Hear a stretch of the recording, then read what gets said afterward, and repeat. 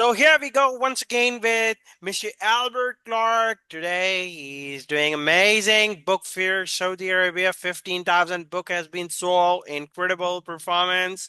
White House we are receiving overwhelming response from that. So here is the incredible, the amazing, and the mentor of engineering way back in 1930s till 1980s, the nukes founder and the amazing person we have it, the amazing world's greatest author, Mr. Albert Clark. Yes, sir. How are you?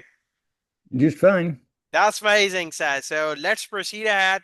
So please share with us your near death experience at high altitude, please. Okay, well, there was quite a few actually, but the one I was just mentioning before we did this podcast was Sure. I think I'm the only one that ever recovered a T-38 trainer from a spin. Oh my God. The test pilots, when they were developing the airplane, had a parachute on the back of the airplane, Mhm. and they still ended up ejecting because even the parachute didn't stop the spin once they got into a spin. Oh my God. Well, so I'm flying along, and my instructor says, "My airplane." So you let go of the controls, and he takes over the control of the airplane. And his intention was to demonstrate a hammerhead stall in a T-38, which is a supersonic trainer, which is means you go straight up and you stall the airplane because it won't climb going straight up without enough power, and it eventually tilts over, and you sort of it tilts over, it's going up head, nose first, and all of a sudden it flips over onto its side and goes into a dive. That's a hammerhead stall. Well, Oh my God. Hammerhead stall. Yeah. well, that's a common thing that you people do even in slower airplanes. But Oh, okay. anyway, he did it in a T-38, and he says, "Okay, your airplane." Well, when he did that, he kicked in the full rudder. Well, the Okay. rudder on a T-38 is so big that if you press it in all the way while you're going fast, it looks like an aileron roll. It just Oh goes my. into a roll around and around and around. Okay. 360-degree rolls, Oh, very fast. Uh, my and it looks head like is an aileron spinning. roll My except head is tight. spinning right now while you're talking to me. So anyway, so he put the nose up and he let it run out of airspeed, and he intended to do a hammerhead stall, but he kicked in full rudder in the air. And now you got to picture this: the landing gear are down as he's climbing. Oh, So it's like you're in a landing form, in a landing pattern, and except he's going straight up, and then he kicks in the full rudder, and the airplane flips upside down oh my and God. starts to spin. Well, and he says, "Your airplane." And okay, we're upside down. If we eject out of the airplane, we're going to go straight down, and then the airplane's going to be falling on top of us. So that's not a good position to be in to be ejecting from the airplane, right? Sure. So I don't, the whole thought process probably took less than 1 second, but I decided to do everything wrong. Now, Okay. in a T-37, which is a non-supersonic jet training Okay. airplane, we Mm-hmm. practice stalls, and it's pretty easy to recover from a stall. So we actually do them over and over again. We do them so much that if you look out on the flight line, you can see all these T-37s lined up with crooked tails. That's Okay. because of all the times they've spun and actually bent the airplanes a little bit. Well, Okay. T-38s, yeah, the instructions say that if you put a T-38 into a spin, immediately eject. Don't try to do anything, just Oh. eject. So here I am, upside down. It's my airplane. I don't want to eject. If I pull the ejection handles, it ejects both of us. Oh, okay. Straight down with an airplane falling upside down. Whoops, the wrong place. Okay. Anyway, this thought process took less than 1 second. The reason you don't can't recover from a spin in a T-38 is because the air inlets are very small. It's got a lot of power. It'll fly supersonic, but Mach 1.4 is the official top speed. But it's Okay. got very small intakes, and when you put it into a spin where it's flat spinning, going around, nose tail, nose tail, nose tail that way, Hmm. uh, where the airplane's level but spinning. Exactly. uh, the air intake can't get in enough air, so the engines flame out. The the engines power hydraulic pumps that handle all your controls. So Okay. all of your controls on the airplane die if the engine dies. Oh my God, that's huge. So you're So talking about the Northrop T-38. right, yeah, Northrop T-38. Yeah. So and normally if you're flying flat level, if you turn off an engine, you can restart it. There's a little starter button there that you can press the Okay. starter, and the air going through the intakes will spin Mhm. the engine, and then when you hit the starter button, it fires off the spark plug and ignites the fuel, and the engine fires up again. Oh. Well, if you're in a spin and you're not getting enough air, you're Hmm. not getting any hydraulic pressure. There's no way you can get enough air to cause it to start. Exactly. So you're upside down. And so what I did against the rules, instead of pulling the power back to idle like we were trained to do in the T-37, Mhm. I pulled it back to slightly less than 85%. Oh my God. And well, the key there is a T-38 won't fly with 85%. You Okay. got to be about 86 or 87 just to maintain flight. So if you Okay. pull it back to 85%, it won't fly. It just doesn't have enough power to fly. But the engines are spinning fast. Uh-huh. And by the engine spinning fast, I figured that would give me 1 or 2 seconds at least to be Uh, able to use the controls of the airplane uh-huh. until the engines quit spinning on their own when they flamed out. Oh my But God. by still spinning at 80%, Hmm. I should be okay for a few seconds. So then, since I'm upside down, I did everything backwards. You're supposed to, pull back on push forward on the stick and then pull back suddenly. Well, I did just the opposite because I was upside down. And Exactly. all of a sudden, after 3 spins, 360-degree spins, Hmm. the airplane popped out of the spin, nose down, and just sort of hanging there with no airspeed. But at least the engines didn't flame out, and Hmm. we're no longer spinning. So I gradually put the power back in as I raised the landing gear to gain speed faster. Yeah, And the instructor said, I think you just recovered from a spin. I said, I exactly. think so too. And he Yeah. said, shall we go back and tell people how to do it? I said, no, No. because somebody's liable to try it, and I wouldn't want to try it twice. So this is your near-death experience in at high. And what is the altitude we are discussing over here? What is 30 the something, 30 something thousand feet. oh 30 to something thousand feet from the ground? You were doing Yeah, all that somewhere, yeah, mischievous somewhere, activities. yeah, above ground level. And anyway, somewhere between 30 and 40,000 feet, because I'm not sure Okay. how much it climbed while we were going straight up before he Mhm. accidentally put it into a spin. Uh-huh. So anyway, that was Tell our audience if you have watched the movie, if comparatively with the Tom Cruise Top Gun 2, Part 2, which was recently featured. So there is a high altitude mission on which they have shown. So how much practically as being the pilot, US retired Lieutenant Colonel, uh, it's a privilege for our audience to know from you, actual the supersonic pilot and the incredible person. What is your take while featuring that movie? Is it real, or what do you think? Somehow it can be cheap. I think the airplane that Tom Cruise flew was And not real. Tom Cruise actually in the Top Gun 2, I'm talking about the recently featured Yeah, movie.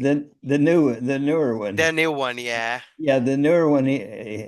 Now there is an airplane like that, but they're not going to let Tom Cruise fly it. And so, and if it was in the movie, it was probably put in there by graphic artists. Exactly. I mean, that is at high altitude. If you watch that movie, I mean, if you have a time, you watch that movie, you have a better understanding. There is a two at the end of the mission, at the end of the season, while the climax was shooting. Tom Cruise, along with his crew, they are targeting the impossible target. You know, when it comes to Tom Cruise, it is always impossible thing achieving. So, Right. so this is how he actually portray the flyings were the planes were over the cliffs, right? And he's trying to target in the unprecedented, what do you call, or unparalleled cliffs, actually. In the middle of the cliffs, he was flying that plane. So do you think, is it incredible or is it like a real big story or it's a hoax? it was a fictional story, but that kind of thing is Hmm. done frequently as part of training. Oh. And we had missions very similar to that, or Mm-hmm. maybe even more difficult Please tell our during audience World for War that. II. Oh, Yeah, during World War II, we had a lot of missions like that that were would have people would say were impossible, but we pulled them off during World War II. so how was your experience in the Vietnam War? Tell our audience, please. In In Vietnam War. Oh, well, I Yeah. didn't fly in the Vietnam War. Oh, okay. You didn't fly in the Vietnam War. So which war you have I flown? didn't fly in a war. I went through pilot training, Mm-hmm. and I was in the command post Okay. and at night, Uh-huh. and I got a call from President Johnson Mm-hmm. to that my instructor in the T-38, the guy that put it into a spin by accident, uh, Okay. had won the Medal of Honor. Oh. And so I called him at his house, and I called the base commander and the wing commander, the top two officers on base, plus my instructor, Mm-hmm. and told them to come into the command post. President Johnson was waiting for him. Okay. Well, this is the middle of the night, so I had 15, 20 minutes to talk to President Johnson. I'm just And he going to asked, interrupt you right here. I know it's your precious moment you're sharing with our audience. So, like, if their family, if their children are watching this podcast, what is the, please tell them as well, how was the experience while telling their father in the middle of the night? Please. well, I was telling my instructor, basically, uh, they didn't know what was going on until they actually got there. Okay. The president told me, but he told me not to tell anybody why they were being called into the command post. Okay. So anyway, I just had 15, 20 minutes to talk to the President Johnson Uh-huh. myself, Uh-huh. and he asked me what I did before I went to pilot training. Mm-hmm. And I told him I was inventory manager for radar parts that were part of the space program. Mm-hmm. And he said, will that apply to any kind of supply system? And I said, yes. So instead of becoming a pilot, my next assignment was a detachment commander with the US Army. Okay, so you have been all the way migrated to detachment center. Yeah, so I'm a second lieutenant. That's the lowest ranking officer. Okay, I've got my own personal staff car. I've got a okay, secretary. I've got military and civilians working for me, and I'm only a okay, second lieutenant.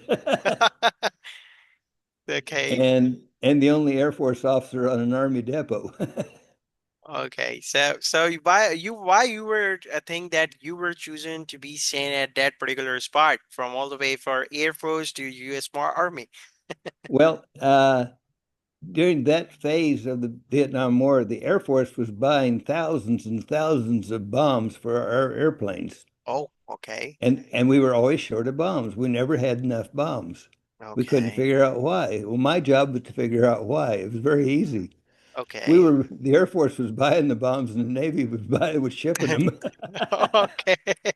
This is the top class secret we have shared with our audience today. And Yeah, so that is the thing. Yes. So please share yeah, with us. Yeah. there was nothing illegal going on because Exactly. it was called Joint Chiefs of Staff storage. Oh. And Hmm. therefore, anything in that storage could be ordered by any military service that works for the US government. Exactly. So we were buying the bombs, and the Navy didn't need to buy bombs because they were taking the Air Force bombs. So I just tell everyone who is actually creating the bombs. US Army, US Air Force, US Oh, Navy. uh, well, manufacturers, but the Air Force was paying for them. Okay, that's amazing. And the Navy had a very low budget on bombs. So this is just as sure actually sharing his experience with us, right? So today we are going to end. Unfortunately our time is up for the podcast, and we will be sharing the amazing experience with the incredible author and above all United States retired Air Force Lieutenant Colonel Mr. Albert Clark. We will share. So please stick with all the thing, and please support him by buying his book, by buying his things. You can also subscribe him on YouTube for the recent update, latest development, what's going on. And he has 10 more books already underway. So already he is going to be publishing all the books. All he needs your response in order. So support him at the global level, not at the United States level, but at the global level. Support him because we have a treasure, and by having him at, among us is such a privilege, and world will witnessed, and world will never witness such an incredible talent with such amazing novel author and amazing person. By the way, his favorite book is Lightning and Thunder, which has been doing amazing all over in United States, England, France, United Arab Emirates, Saudi Arabia. So you can please support him as much as you can, and you can have all the hardcovers, paperback, and audiobooks available on that as well. Let's end this. Do you have any special message? So we will be connecting with the next. So do you, before we sign up, sir, do you have any special message for our audience? No, but that's why I wasn't a pilot in the Vietnam War. Okay. I was a munitions guy. Yeah. And I've got a whole bunch of new stories on that too, things I invented. So Oh, so let's hold it off for the next podcast. So please, if you want to know more about his incredible quest in his life, yes, stick to the podcast. Thank you. Take care. Bye bye.